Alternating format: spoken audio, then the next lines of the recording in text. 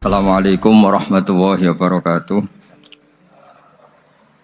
Bismillahirrahmanirrahim. Rabbi shrah li sadri wa yassir li amri wahlul 'uqdatam min lisani yafqahu qawli. Allahumma shalli wa sallim wa barik ala sayyidina Maulana Muhammadin wa ala alihi wa sahbihi ajmain amma ba'du. Ketika manusia mengatakan mampu, sebenarnya ada sekian hal yang manusia itu tidak ikut melakukannya, tidak ikut menciptakannya. Misalnya kue nyupir, supirana enak, punya pengalaman. Tidak kecelakaan karena apa? Nyupir kue enak, mobilku normal. Mobilmu normal lah, wabrak mobil yang mabuk. Apa? Nah di sini ini manusia dituntut, diingatkan terus. Kamu itu butuh Allah, rahmat Allah itu yang melindungi kamu, bukan keahlian kamu, bukan kecakapan. Karena tanpa itu semua tidak bisa. Semuanya Allah. Ya, tapi manusia tadi, gara-gara misalnya tadi mobilnya normal, dia punya keahlian nyupir, terus mengklaim kalau keselamatan dia itu karena hati-hatinya dia, karena mobilnya normal. Padahal ada sekian catatan yang menjadikan dia selamat dan semuanya itu kudrahnya Allah Subhanahu wa taala. Misalnya gak ditabrak wong mabuk, gak ono gempa, gak ono bumi merekah. Misalnya kita pintar nyopir lah terus bumi memangap terus kita kecemplung nggak apa-apa. Kemudian daerah-daerah kayak ya rasa tak sebut nomor orang. Kira tahu muka siapa ya, mari tak sebut nomor yang ngeri. Intinya Indonesia aman, tapi kita tenang aja satunya aman kabeh ono sing aman. Ora usah kuwatir likuifaksi, ora usah kuwatir meteor jatuh, enggak ada ya potensi, no? Potensi semua. Sehingga ini sedikit saya ijazahkan. Suatu saat kata Rasulullah, saya yang Mu'ad melihat kamu hanya sejengkal di depan para ulama ketika nanti di akhirat. Terus Mu'ad tanya, Rasulullah tanya, kenapa kamu hanya satu jengkal dengan derajatnya para ulama ketika sowan Allah? Jawabnya Mu'ad, kamu punya amal apa? Jawabnya Mu'ad, ya Rasulullah, saya tidak pernah melangkahkan satu kaki, kecuali saya tidak pernah yakin apa bisa melangkahkan kaki yang satunya. Dan saya tidak pernah mengunyah satu makanan, kecuali saya juga tidak pernah yakin apa bisa menelannya. Dan saya tidak pernah bernafas satu nafas, kecuali saya tidak yakin apa bisa nafas berikutnya. Saking dia tergantung ta'aluk semuanya sama kudrahnya Allah Subhanahu wa taala. Kalau kita ini kan sok. Kalau makanan sudah di depannya kayak pasti bisa makan. Kalau dia sudah sehat jalan seakan-akan pasti bisa meneruskan. Padahal 0, sekian detik melaku dihantam mobil ya selesai. Misalnya stroke ya selesai dan bisa jalan. Sehingga para wali-walinya Allah itu orang yang filah gotin min lahadotagi, setiap kedipan dia, setiap perilaku dia itu hanya ta'aluk ambil Allah Subhanahu wa ta'ala. Itu yang disebut ya ayyuhan nasu antumul fuqara'u ila. Nah, kemudian resiko makom ini, ya semua makom tak ada resikonya. Resiko makom ini itu biasanya dia lupa doa. Kenapa lupa doa? Karena doa itu terdefinisikan. Tak wari ilmu hakik harus rumono wis ra paham lah to tak ulangno. Ya resiko ilmu saya ingatkan. Ilmu itu kan ada dua. Ada ilmu yang karena didefinisikan. Dan itu akhirnya menjadi masalah. Sebenarnya ilmu itu tidak perlu definisi.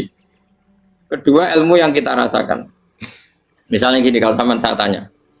Kamu pernah nggak minta jadi punya uang banyak? Nggak tanya. Pernah nggak minta? Terus artinya minta itu apa? Terus kita mendefinisikan. Menengadahkan tangan. Bilang ya Allah saya minta uang banyak, saya minta ingin beli mobil, itu namanya apa? Tidak jauh saja, doa kan? Itu kesalahan kita mendefinisikan doa itu, misalnya menengadahkan tangan dan memohon dan menyebutkan permohonannya itu terus disebut doa. Tapi kalau menurut Allah, sistem tubuh kamu yang menghendaki punya mobil, sistem tubuh kamu yang ingin punya uang banyak, reaksi tubuh kamu yang terhinakan karena ditagih orang atau butuh uang. Ini menurut Allah ya sudah kamu itu peminta-minta. Saya ulang lagi ya. Sehingga menurut Allah kamu minta tidak minta ya tetap berstatus peminta, pengemis. Nah, orang-orang yang sudah wusul, meskipun itu kondisional ya tidak selalu. Itu ya dia pikirannya mengadahkan tangan apa enggak ya sama saja tubuhnya merasa minta sehingga dia tidak perlu mengekspresikan minta. Nah, terus orang yang fikih bilang seperti itu tuh sombong, wong kok gak tahu dungo. Sebetulnya keliru, vonis orang fikih. Bagaimana mungkin dikatakan sombong? Dia reaksi tubuhnya, elemen tubuhnya sebetulnya meminta. Dia tidak berkategori meminta karena ilmu kadung didefinisikan. Kalau minta itu yang seperti ini. Itu kan lama. Nanti kalau suatu saat Indonesia yang kuasa itu terlalu NU atau terlalu yang tidak NU, lama-lama ada definisi. Misalnya yang dikatakan tahlilan itu apa? Ya bid'ah, Nabi tidak pernah tahlilan. Sahabat gak pernah nahlilin Nabi, malah nggak ngaji Nabi jadi tahlil. Mana nih tahlilan jalukno sepuro mayit, ngaji Nabi jalukno sepuro.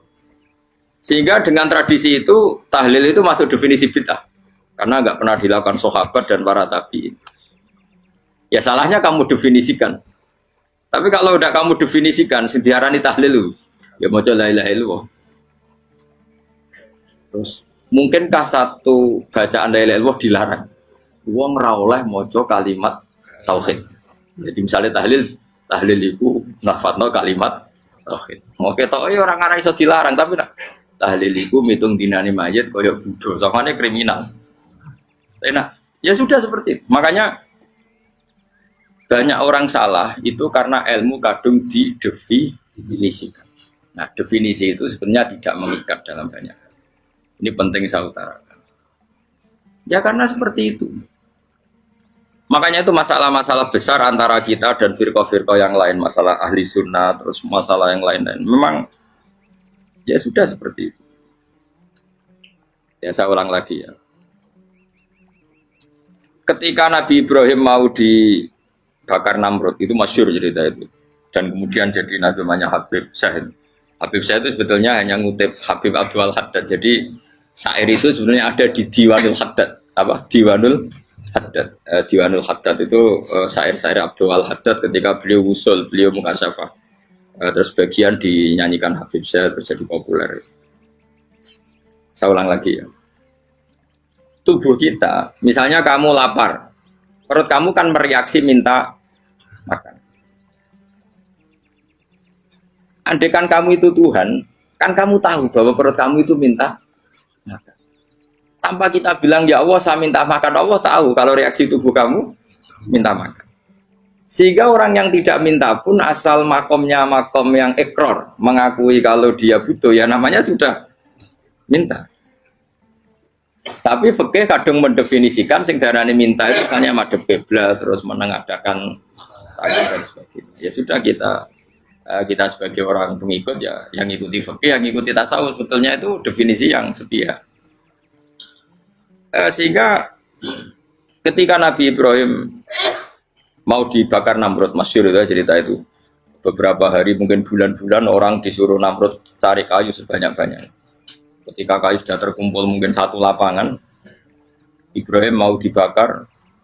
Pegawainya Namrud itu bingung caranya nguncalo Ibrahim. Mereka saking gedene napa? Api. Nak dincalo kok ado iku ratok tengah. Nak diparekno iku kepanasan. Masyhur. Terus setan zaman iku ora akeh dadi setan tenan. Saiki kan duplikate sakake dadi setan ra tau muncul. Wong duplikate wis napa? Akeh. Singkat cerita setan itu muncul pura-pura jadi manusia terus ditemukan manjanik. Manjanik ya semacam ketepil besar yang jadi mana ya dari kiai-kiai ketepil haram mergo penemune setan. Jadi ini tuh. Tapi nak manjanik penemune setan itu betul walhasil terus dibikinkan satu manjanik semacam ketepil besar terus Ibrahim dilemparkan ke api. Lewat apa? Ketepil tadi idenya siapa? Setan. Nah ketika di tengah api itu unik. Kata malaikat Jibril datang terus tanya sama Ibrahim, ya Ibrahim apa kamu butuh saya? Butuh. Alakah hajah apa kamu punya kebutuhan? Jawab Ibrahim lah, saya tidak punya kebutuhan. Amma ilaika fala, kalau ke kamu enggak. Karena kamu makhluk, apapun keren kamu Jibril tetap kamu makhluk. Amma ilaika fala.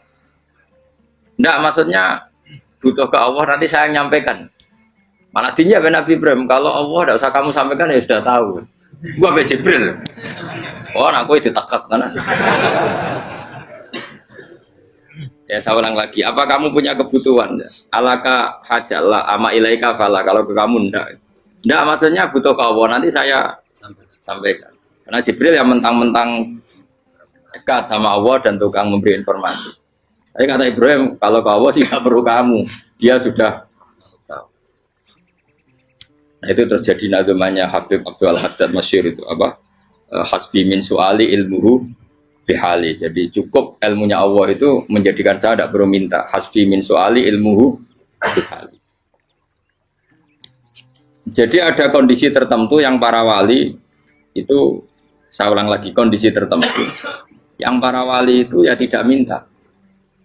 Tapi kalau itu ditiru jenengan semua ini jadi keangkuhan. Kenapa? Wes ora ndonga tangane ditenangano, atine ora eling pangeran, kan akhirnya tak jaluk tenan itu.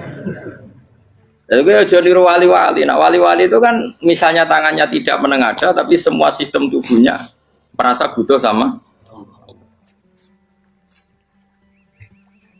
Saya itu pernah gitu. Tapi itu kondisional dan saya juga ngulang tidak mesti bisa. Ketika saya umroh itu pernah saya ada satu kondisi itu doa ya di putaran pertama dos. Di putaran pertama saya berdoa ya agak banyak di multazam. Putaran kedua mau berdoa sudah tidak berani lagi.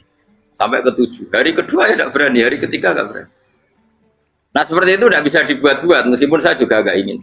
Tapi ya pas itu ya nggak bisa. Gara-gara itu korban kitab hikam, ya kitab hikam yang terkenal. Kitab hikam itu pernah cerita gini. Rubbama dallahum al-adab ala tarkit tolak. Terus di antara makalahnya itu wa inna ma yunabbahu man yajuzu alaihil ikhfal. Tapi kamu jangan niru dosa kan. Tapi jangan ingkar ilmu ini tambah dosa kowe. Jadi niru ya dosa, ingkar ya dosa. Jadi ada seorang wali kata hikam. Kadang-kadang seorang wali itu mau doa diulang itu sungkan. Kenapa? Yang perlu diingatkan tuh yang potensi lupa. Allah kan masih ingat doa kemarin. Loh itu gara-gara saya sebelum umroh itu mensinau kitab hikam itu agar bidullah. Ya Allah.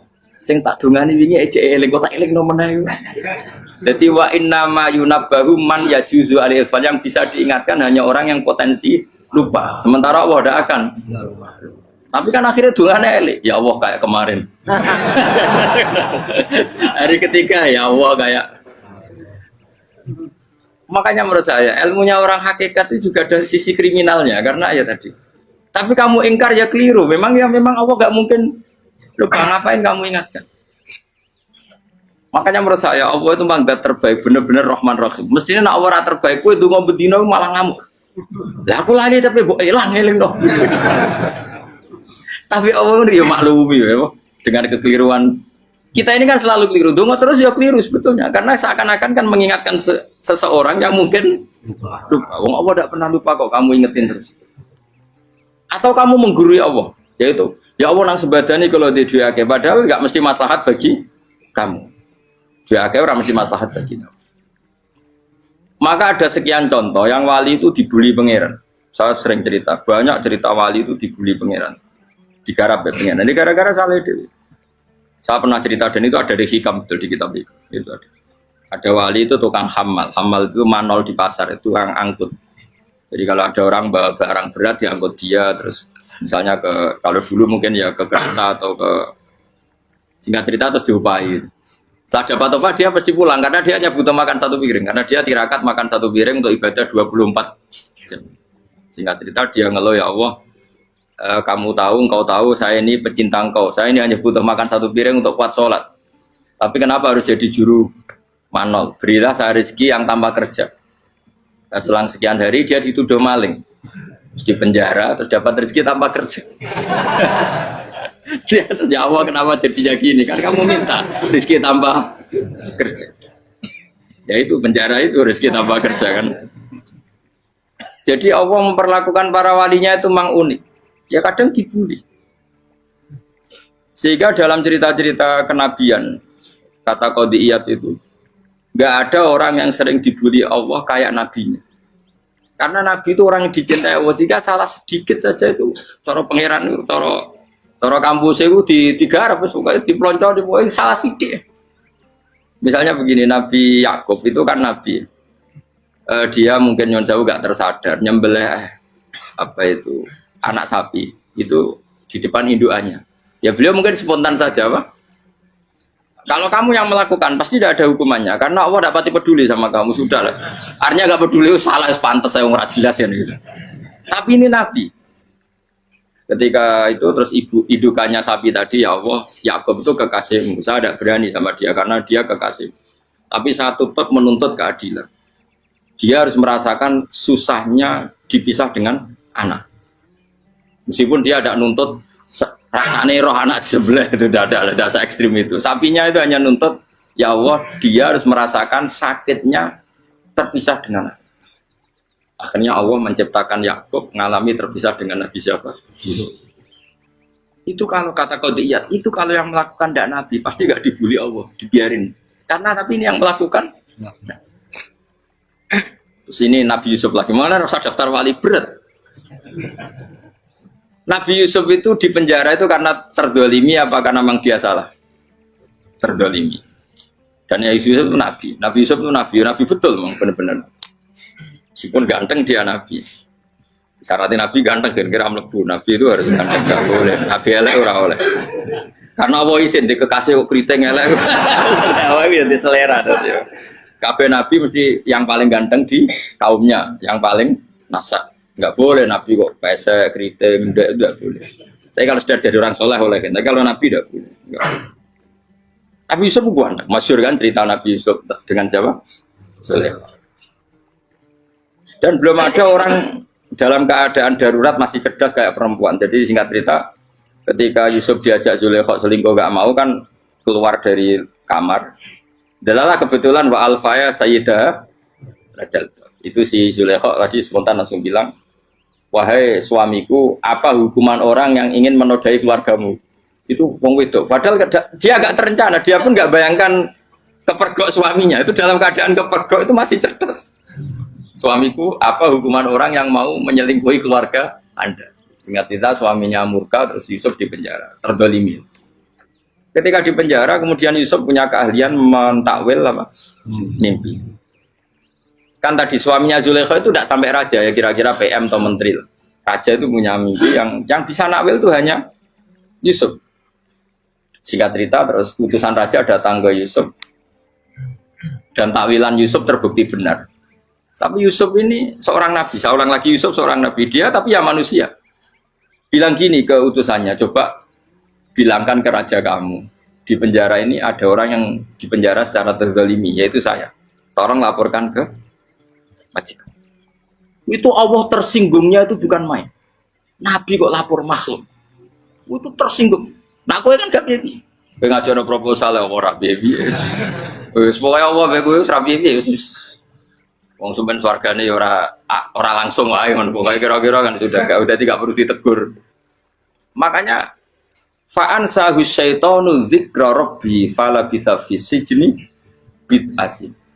Maka Allah mentakdirkan utusan raja tadi itu lupa melaporkan peristiwa Yusuf ke raja tadi. Sehingga raja enggak pernah dengar kalau ada orang di penjara karena Allah tersinggung. Wong kowe ku nabi kok lapore ambek penguasa.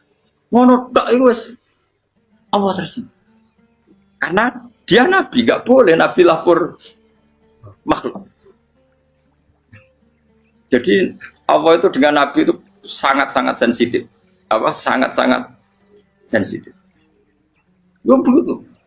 Terus cerita terkenal, meskipun ini enggak ada di Quran, Nabi Musa. Nabi Musa itu pernah sakit gigi.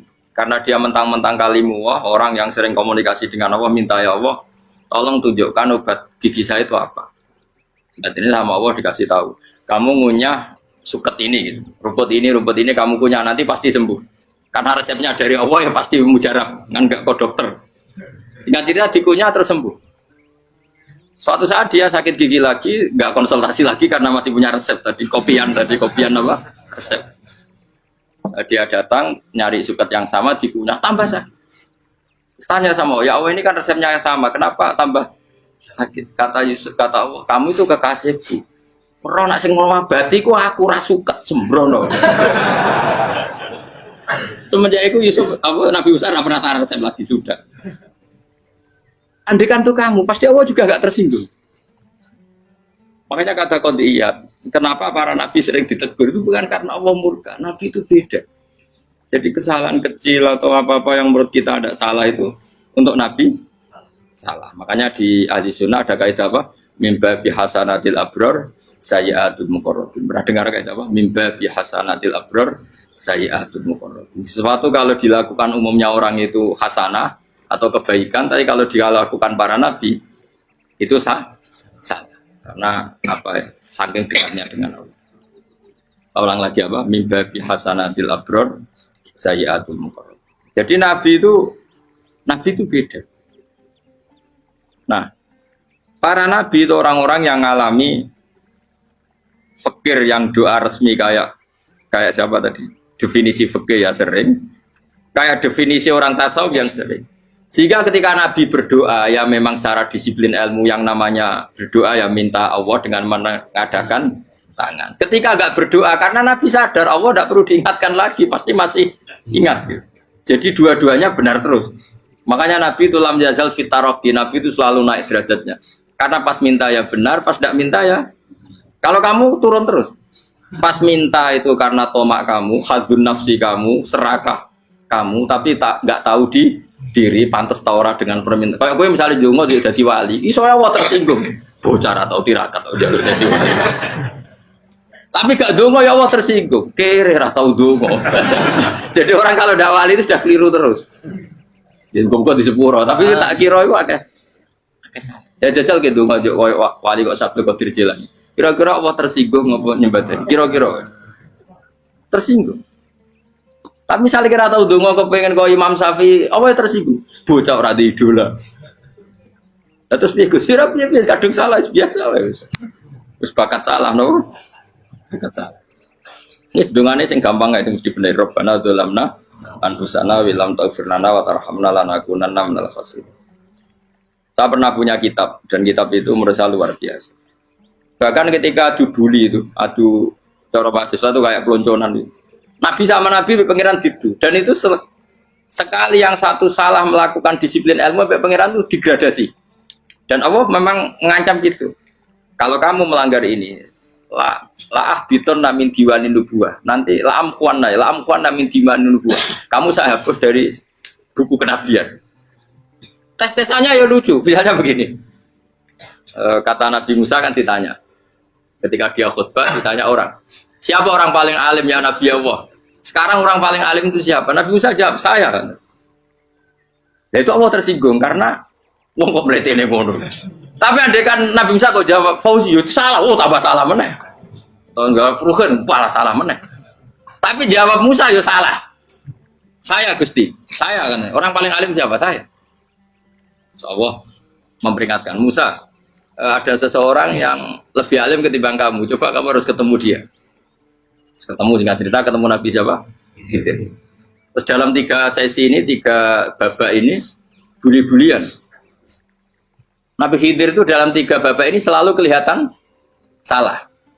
Di antaranya adalah cara sekarang ya mungkin di gonjak sepeda motor atau perahu kalau dulu yang menggratisi dia numpangi sepeda motor malah spionnya dicopot. Spionnya dicopot dirusak. Tapi Musa kan sudah digratisin malah rusak yang motornya yang apa? Menggratisin. Nabi Khidir masih tenang. Kamu tidak paham. Jadi Nabi Khidir mesti tidak kamu tidak paham. Itu kata Syurrahul Hadis termasuk Ibnu Hajar Al-Asqalani bilangin. Setelah itu kedua membunuh anak kecil. Musa tambah marah. Anak yang belum punya dosa kok kamu sampai 3 kali ada 3 peristiwa. Itu kata Syurrahul Hadis. Andai kan Musa kok diam tidak protes, maka dia akan disalahkan Allah. Karena dia berarti membiarkan kemungkaran di depan matanya tanpa reaksi. Jadi sebetulnya ketika Musa berontak itu Nabi Khidir, Nabi tenan gitu. Jadi itu kan unik. Tapi berontak itu disalahkan. Jadi angel sandi tes-tesan jadi Nabi itu ya angel. Misalnya kok Nabi Musa itu kayak model santri Jawa Timur. Nabi Khidir salah, nggih nderek mawon. Ya ora nabi jero barang mungkar. Menengae. Berarti yo nabi goblok ngono kira-kira. Makanya memang Musa harus konsisten seperti itu, harus demo terus. Kayak saya misalnya sebagai kiai fikih, kiai ya harus seperti ini cara mulang saya. Enggak boleh saya misalnya terus anut mulang terus tawadhu semeneng itu ora karu-karuan. Jadi andekan Musa kok tidak protes itu malah salah. Ya memang harus. Dan itu Nabi Khidir dia, Nabi tenang. Makanya Nabi Khidir akhirnya respect. Tidak ada hati sebaik Abu Musa. Risi itu gak nyaman ketika melihat kamu. Jadi itu sebenarnya poin. Tapi lucunya Nabi Khidir yang nyalan. Tak ada rasa kok komen tak kok. Tapi yang disalah no. Ya aku cari Nabi Musa. Ya jajal, gawe peristiwa meneh aku tak sabar rata kok. Bareng. Kon jajal nih. Bareng dijajal ya protes meneh. Bareng protes meneh, tinggal satu kali kesempatan. Kowe takok meneh wis ora dadi murid. Dikasih kesempatan lagi, ya protes meneh deh umat. Tapi itu justru itu menjadi kelebihannya Nabi Musa karena syarat seorang nabi adalah al-musara'ah ila ingkaril munkar kata Ibnu Hajar Al-Asqalani. Syarat seorang nabi adalah secepat ngengkari sesuatu yang mungkar. Enggak boleh. Ya toh kan misalnya kita jadi murid terus gurumu itu gandeng artis atau gandeng penyanyi dangdut. Dia derek mawon. Jadi guru mumet goblok. Tapi kowe ngoroi guru tersinggung. Ora roh hikmah iku. Kan bingung loh. De guru ini kok bingung loh. Soalnya kayak guru jadab dorong Jawa Timur apa? Gurumu gandeng penyanyi dangdut. Reaksimu biasa saya takut. Ayo loh, nah elek kan gak iri. Biasanya nah elek itu ra iri. Sekarang Pak. Sing ayu, sing potensi iri. Kira-kira reaksi kamu itu milih derek mawon apa berontak?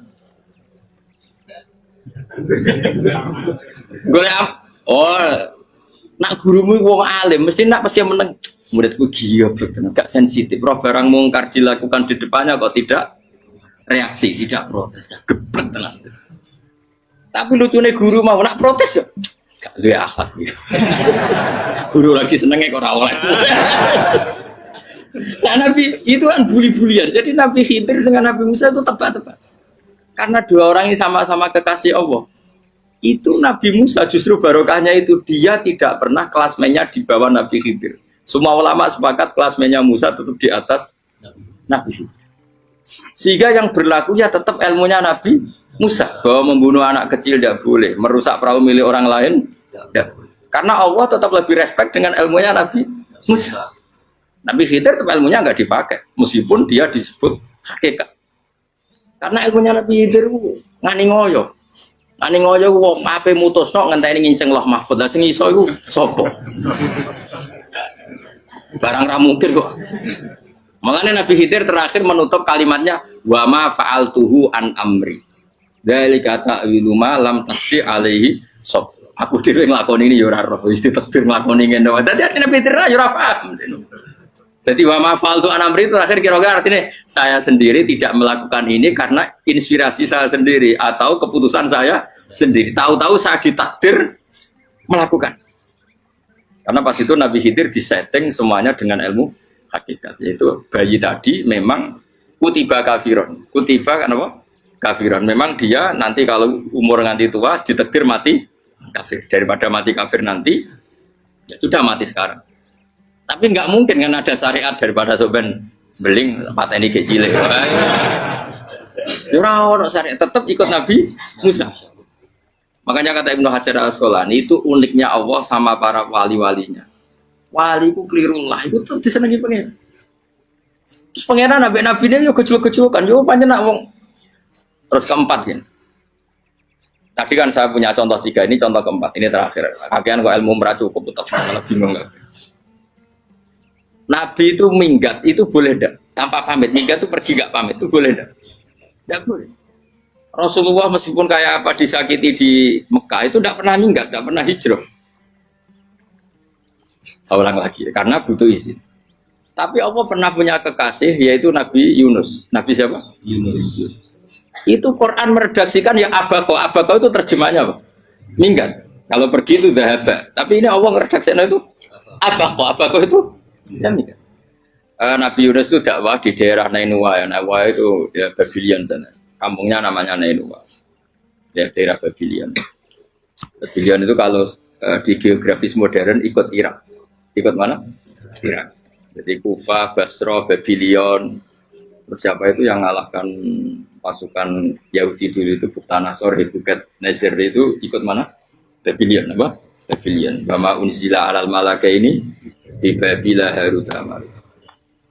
Makanya kalau ulama-ulama melihat Irak kacau sampai sekarang itu tidak kaget. Irak itu ardun mal'una kalau di kitab-kitab. Bumi yang memang sudah terlaknati mulai dulu. Sehingga ketika ada kasus Saddam Hussein sekarang itu ulama tidak kaget. Zaman Rasulullah Sugeng itu Irak itu termasuk sudah bumi yang guna ka'azala. Jadi di sana pasti banyak fitnah. Fitnah pertama yang dicatat sejarah adalah Mautul Hussein. Apa? Kabudutnya Said siapa? Hussein di Karbala. Era Imam Syafi'i adalah zaman mifnah. Ulama dibantai karena dipaksa mengatakan Quran apa? Makhluk. Terus konflik-konflik sampai era Saddam Hussein terus era sekarang jadi. Nah kita ini ulama sebenarnya tahu tarikh itu. Tapi di era modern kan dianalisis karena campur tangan ini itu ya sudah lah. Sebab goblok pun aja daripada ngebantah-bantah olahraga. Ibu goblok, ibu pinter. Sekarang kan analisisnya kan, wah ini ada campur tangan pihak ketiga diciptakan nih saunu ini. Ya kalau intelijen harus ngomong seperti itu. Kalau kita seperti ulama memang dari dulu dicap Nabi hunalika az-zalasil wal fitan. Saya teruskan. Nabi Yunus itu dakwai kaumnya itu lama sekali dan tidak iman. Nah semua nabi kalau kaumnya tidak iman itu diberi hak Allah ngancam akan adanya adab apa? Ngancam akan adanya adab. Nabi Yunus ngomong gitu terusin. Nanti kalau kamu tidak iman itu pasti kena adab. Anggap saja dia ngancam gitu sudah berbulan-bulan. Singkat cerita, adab baru tinggal 3 hari lagi. Ayo nang iman, tinggal 3 hari lagi. Ya kira-kira dia ngomong misalnya Ahad, berarti Ahad, Senin, Selasa, atau kamu milih Selasa ya Rabu, Kamis. Singkat cerita Ahad itu dia gak kuat. Wah semuanya kurang telung dino kaumku tetap orang iman. Mangkel asal minggat deh. Mau ingat ya jadi mau minggat kan gak punya tujuan. So asal pergi jauh saja. Ada perahu, sekenanya dia naik saja. Namanya minggat nih. Kalau bawa bekal terencana, bawa visa paspor kan plesir namanya. Jadi minggat tuh ya gak, ya sekenanya gak persiapan. Singkat cerita sampai ikut perahu nelayan tadi terus zaman itu ya ada mitos kalau ada gelombang yang nggak wajar pasti ada orang minggat. Terus ditanya siapa yang minggat Nabi Yunus kan orangnya jujur saya katanya. Ya sudah yang minggat harus dicemplung gitu. Ya, terus ada yang agak baik ya jangan gitulah. Ini kan kita semua butuh selamat. Judi dulu. Terus judi satu lagi ketemu Yunus. Coba mungkin salah udahnya judi lagi ketemu sampai 3 kali ya ketemu Yunus. Makanya fasahama fakana minal mudhadis yuji dia kalah kemudian tenggelam. Fal taqamahul khutu wa huwa mulim. Terus dia diuntal ditelan oleh ikan nun. Di situ ikan nun digambarkan saking besarnya itu. Dan ini uniknya Allah sama kekasihnya. Sudah Allah menyalahkan tapi unik. Ikan ini kan itu sama Allah dikasih instruksi. Kamu nggak boleh makan dia. Dia kekasih saya. Terus ketika di tengah di perut apa? Ikan dia kegelapan terus Nabi Yunus cita-citanya satu ya Allah kalau saya sumpah kiri saya tidak bisa baca tasbih karena sama Allah disulap perut ikan itu jadi masjid jadi dia di dalam perut ikannya santai saja tetap wiridan santai fana ada fi dzulumati alla ilaha illa antas fanak ini kuntum nadzal ya dia santai aja wiridan karena perut ikan bagi dia adalah masjid ya dia disalahkan Allah karena abako tadi minggat hijrah tanpa pamit. Tapi juga dibela-belain Allah, ikan tadi tidak boleh nelan. Ini perlakuan Allah sama orang yang bikin. Tapi karena dia Nabi uniknya apa? Dino Ahad itu kaumnya do nginceng ngomel Nabi Yunus. Rame-rame nginceng. Lucunya cara nginceng gini. Nak Yunus neng omah berarti bodoh nih. Ngomel ana adab kok dene tengok-tengok.